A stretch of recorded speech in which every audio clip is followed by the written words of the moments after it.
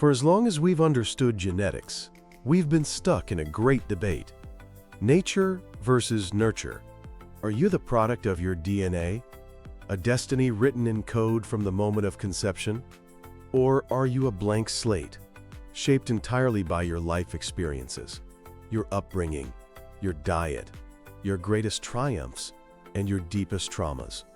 Well, it turns out the answer is far more fascinating than a simple either-or. It's not a debate, it's a dialogue.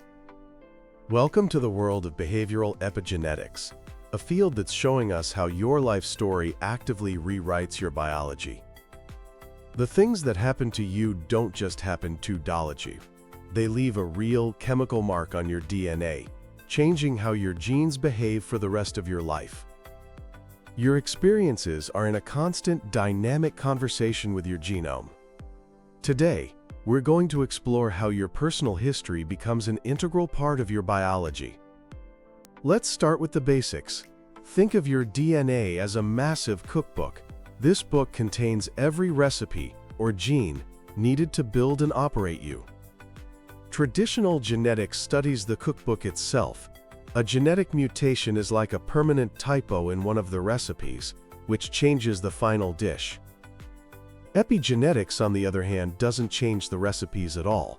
Instead, it's like someone is going through your cookbook with sticky notes and highlighters.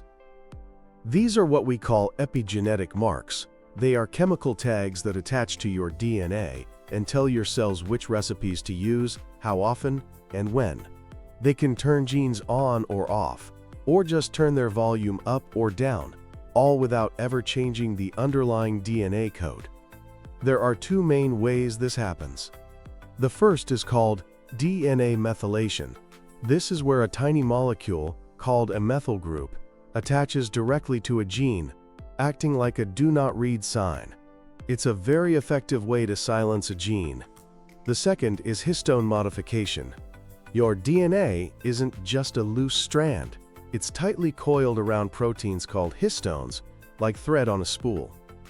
Epigenetic marks can attach to these spools, either tightening them to hide a gene or loosening them to make it easier to read.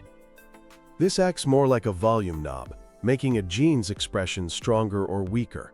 This is a totally normal process. It's how a single cell can develop into all the different parts of your body, like a brain cell and a skin cell, which have the same DNA but use it in very different ways. But here's where it gets amazing. These marks are incredibly sensitive to our environment.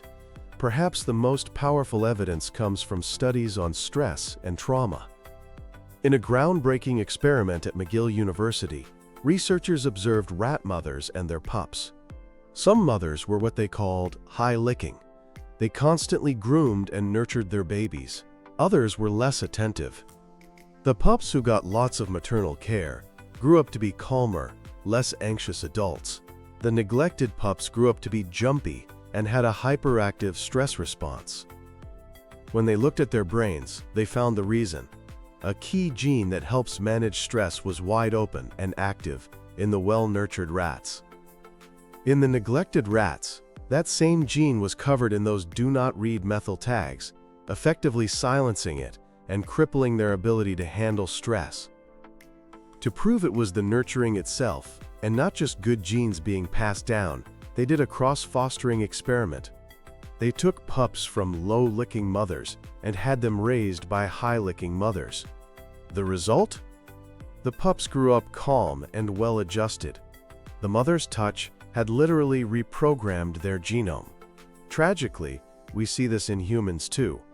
Childhood trauma is associated with lasting epigenetic changes on key stress-related genes, increasing the long-term risk for depression, anxiety, and PTSD by permanently altering the body's stress response system. The environment's influence can start even before we are born. One of the most famous examples of this is the Dutch hunger winter. Near the end of World War II, a Nazi blockade led to a severe famine in the Netherlands. Decades later, scientists studied the health of people who were in the womb during that famine. The results were astounding. Those whose mothers were exposed to famine in early pregnancy had much higher rates of obesity, heart disease, and diabetes in their adult lives. Their bodies had been epigenetically programmed in the womb to expect a world of scarcity, altering their metabolism for life. This brings us to a mind-bending question. Can we pass these epigenetic changes to our children?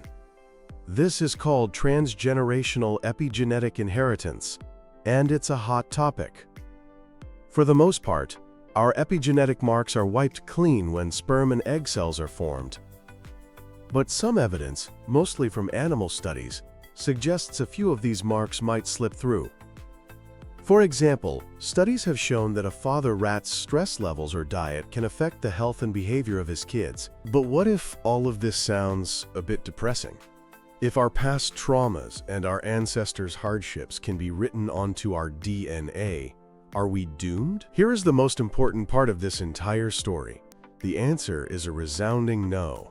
Unlike our DNA sequence, epigenetic marks are not permanent. They can be changed. This is incredibly empowering. It means we can take an active role in our own genetic expression. Research is showing that lifestyle choices make a huge difference. A balanced diet, rich in things like folate and B vitamins, gives your body the raw materials it needs to maintain a healthy epigenome. Exercise has been shown to change methylation patterns related to metabolism and disease risk. And practices like meditation and mindfulness can literally counteract the epigenetic effects of chronic stress. In one amazing clinical trial, a group of men between 50 and 72 were put on an 8-week program of healthy diet, exercise, good sleep, and stress management. At the end of the study, their biological age, as measured by their epigenetic marks, was on average 3 years younger than a control group.